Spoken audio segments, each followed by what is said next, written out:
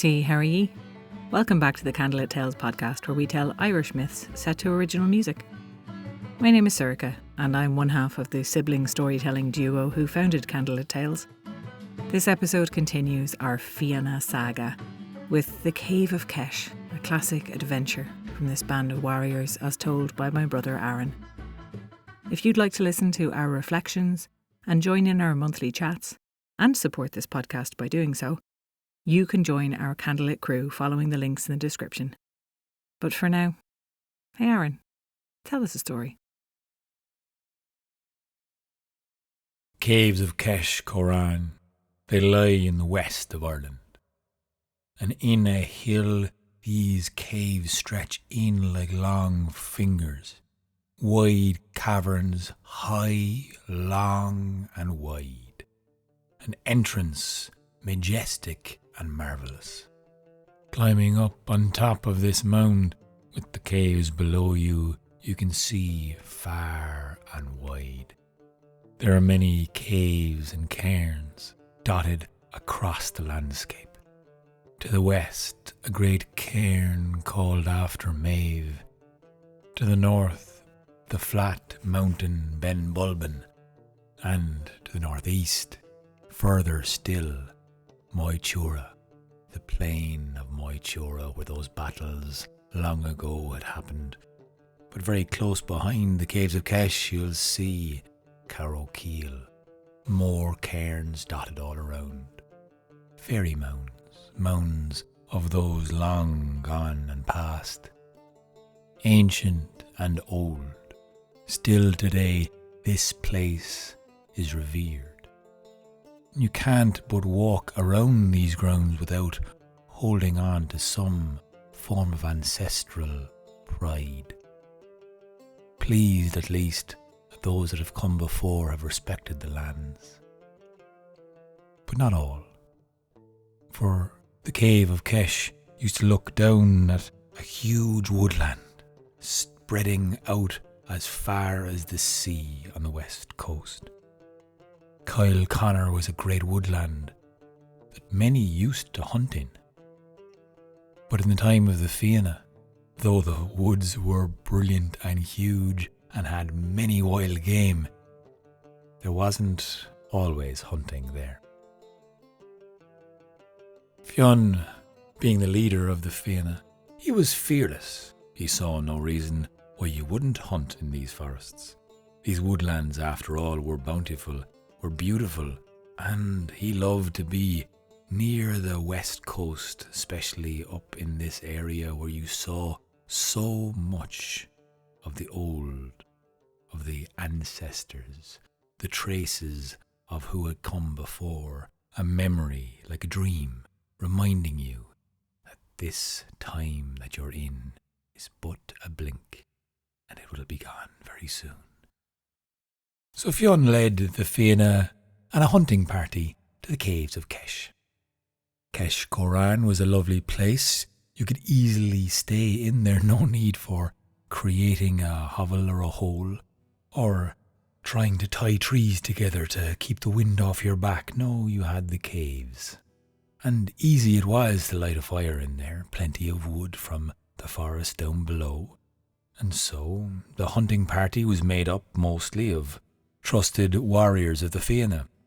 He was there with Conan, although they didn't get on very well. They had respect for each other. His brother Gaul, who had less to say to Fionn, but always was there to offer his strength.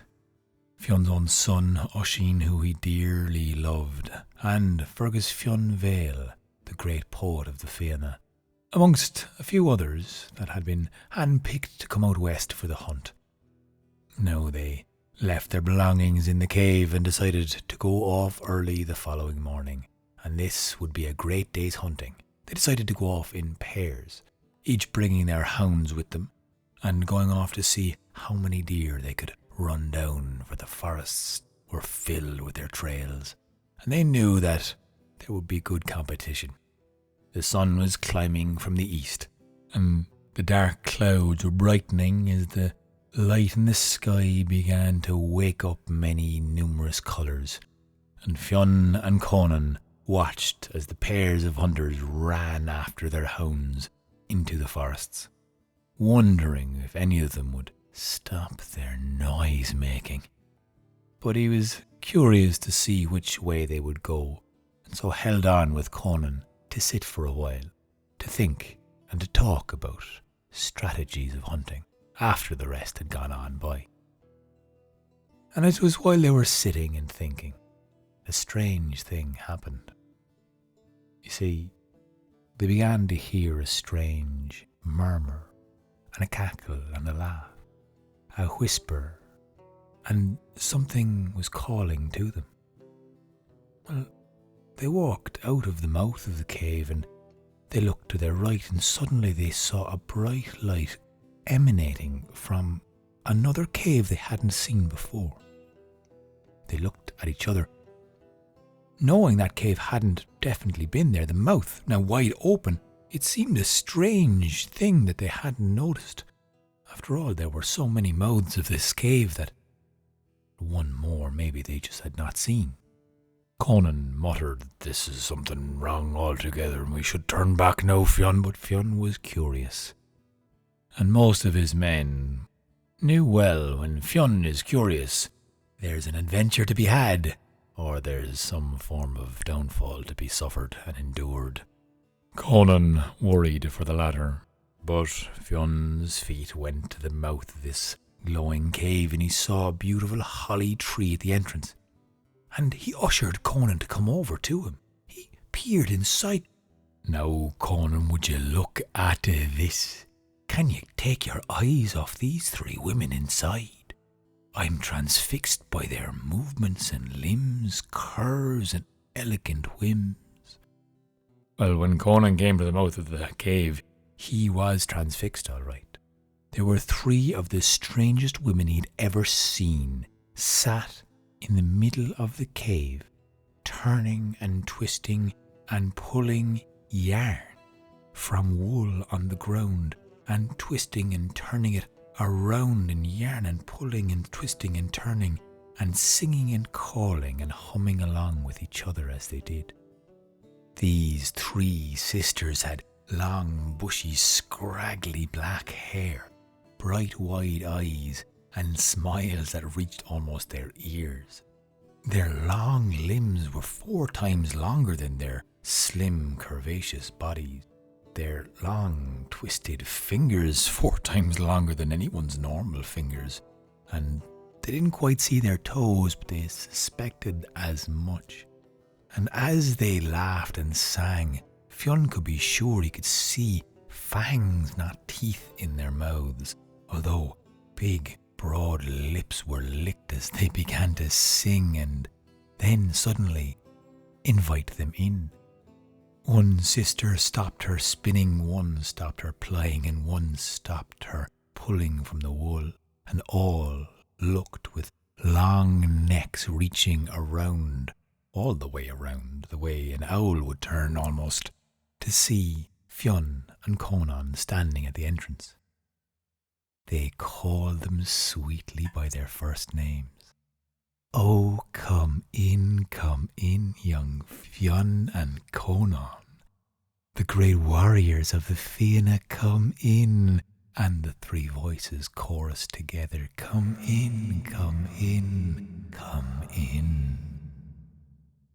Now, Fionn didn't really know what was happening, but his feet were walking forward, and as he brushed past the holly, he noticed a sensation, a tingle on his hands and his face and his back as he moved past them and walked towards these 3 enchanting women. Conan was behind him. As they looked at each other, they both felt quite weak.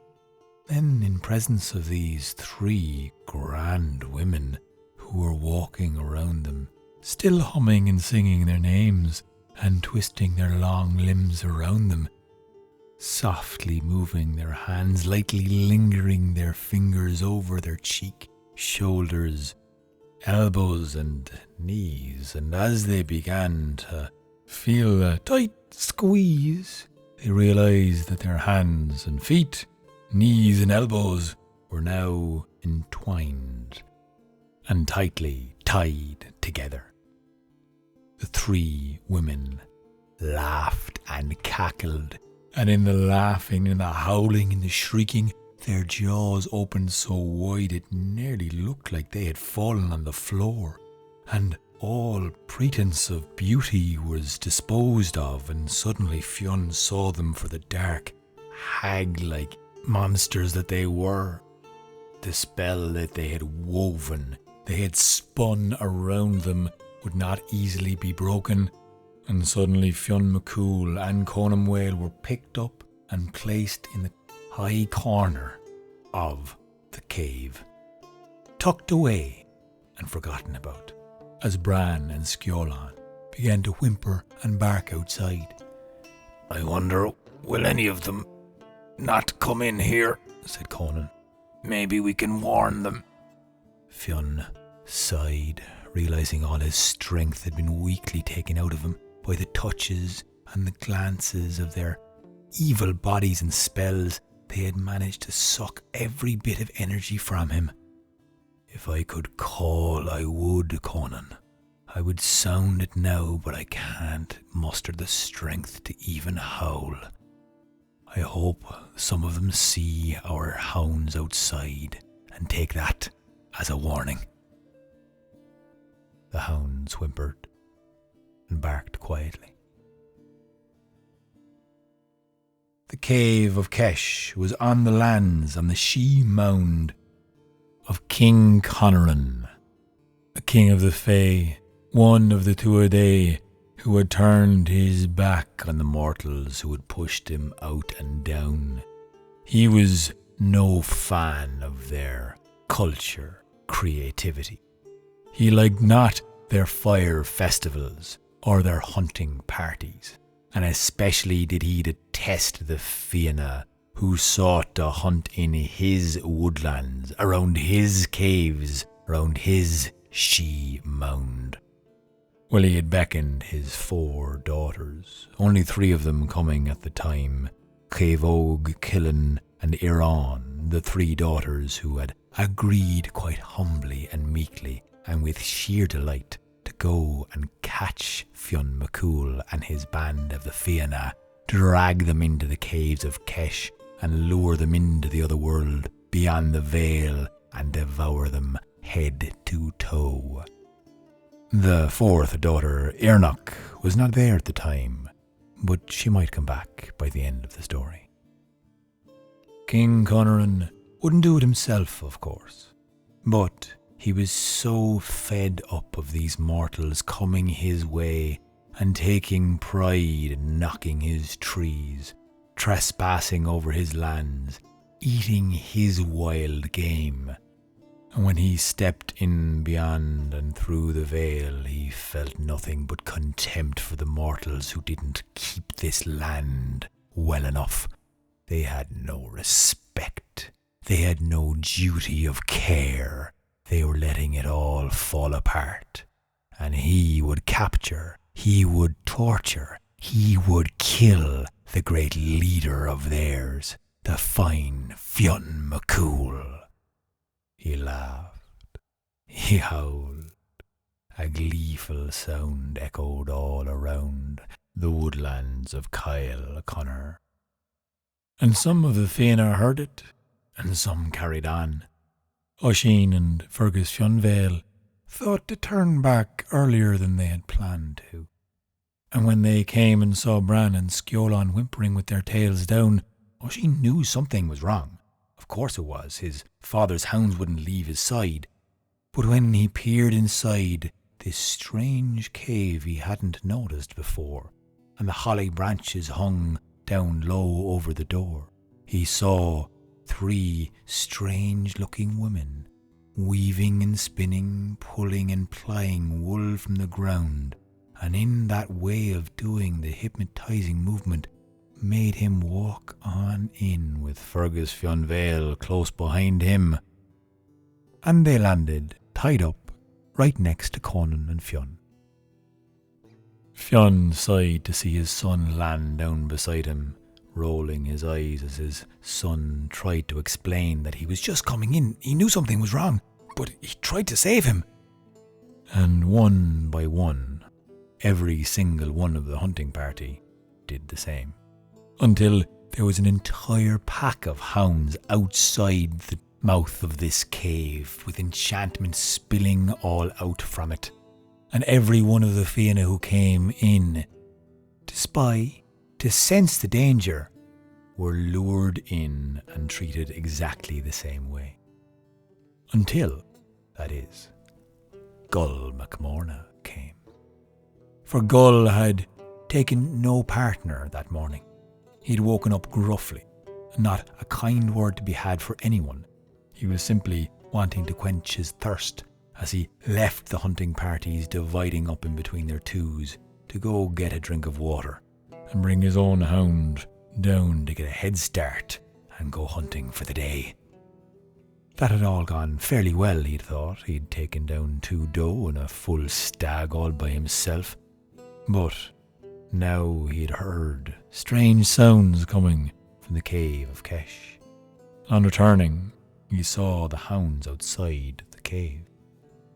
He took out his sword before he did anything else, and he knew something was worth killing inside that cave. With all of the hounds shrieking and low barking, he thought there was some form of evil monster, a terrible paste perhaps. Something had eaten and crawled out from the lairs inside in the belly of the earth, had come up and devoured his friends in the Fianna. Well, he thought, if he had to go and kill it, wouldn't it be a sorry thing if no one else saw it? And so when he went inside and saw 3 women spinning yarn, he ran at them, full flame of battle and fury going as his name was, bringing down this sword and chopping the holly tree in the branches so no scratches were on his skin. And with that a shriek came out of the cave. It was Cave Og, Killen and Iran. The 3 daughters of Conoran came running and shrieking, with their long limbs twisting and turning, their necks high, their mouths wide. They came running and lunging at Gull MacMorna, who fought furiously as the 3 of them came sweeping in and around him, long limbs tall and twisted, searching out and around his great sword. The flame of battle he was known as, and he showed a great fire for these women as he burnt their wool and tweed and spinning wheels with the fury of his sword play and the brilliance of his fury now dancing like firelight across the cave's mouth. And he fought, and with one great sweep of his sword he managed to cut down 2 of the sisters, with knees and feet bundled up in one side, elbows and fingers and necks on one side. He now glared at Cave Og, who stood there backing back. He pointed his sword at her throat, and she hung her head down low and said, "Don't kill me, for if you do, you'll never get your friends back. They need the kiss from my lips to waken them and stir them back into life." Now Gull thought for a second as he looked around the cave and saw all of the men were indeed fast asleep. No one had seen his fierce and brilliant fight, and so no one would be able to tell the story, and so he agreed to this. And as she reached down to kiss Fionn McCool, he said, No, not him. That fella first. Fergus Fionn Vale, the poet, of course. He was woken up first with a kiss, and untied and let to linger and loosely walk around the cave, as Cave Og went on waking up the rest of the Fianna one by one, untying them, releasing them, and placing their energy back into them with a kiss that none of them really wanted from her, but a kiss they got nonetheless. Her lips were wide open as she licked them, her teeth yellow and fanged. "I missed my dinner tonight." But with a wisp and with a wish she was gone through the cave, as if she walked through a door that wasn't there at all. As all of the Fianna walked out of the cave, making sure they didn't go near that holly branch, although half cut and severed, it still was there, looking at them threateningly. and as they walked out of that mouth of the cave, it closed behind them. They knew full well it was enchanted, and so they went back into one of the other mouths of the cave, many on that hillside, the one they'd left all of their belongings in. Weak and weary now they sat down and were glad to see Gull had dragged 3 deer up the mouth of the cave, and some began to process that meat, skinning and cutting. Some began to create a fire, others going for more wood. They were well trained at this. Fionn sat down weary. Fergus Fionvale was aghast and asked Conan to go back over exactly how he got in and how it was the whole thing had happened when a great shriek and a terrifying noise erupted out of the woods. Kyle Conan, the whole woodland around it was filled with a strange sound, a gurgling, shrieking, crying call. Earnoch, the last daughter of Conoran, came walking towards them. And if the first 3 sisters had been a sight to behold, this 4th was something utterly otherworldly indeed. Great curves she had, loping long limbs, breasts bouncing, buttocks bumbling as her long limbs came towards them, and she was clad in iron over her belly and her knees, her elbows and her neck, so no point of spear could attack her there. But the points of her fingers themselves were like swords, and she came running towards the Fianna, screaming for vengeance. A fight I will have from one of you who's killed my sisters. Fionn turned Oisin then, who looked as weak and pale as if he had been in sick bed for the last 3 months. The same was of Quilta, of Conan, and even himself. He felt weak, but if no one could fight, he took up his sword until Gull stepped in front of him and said, "This is my fight now, Fionn.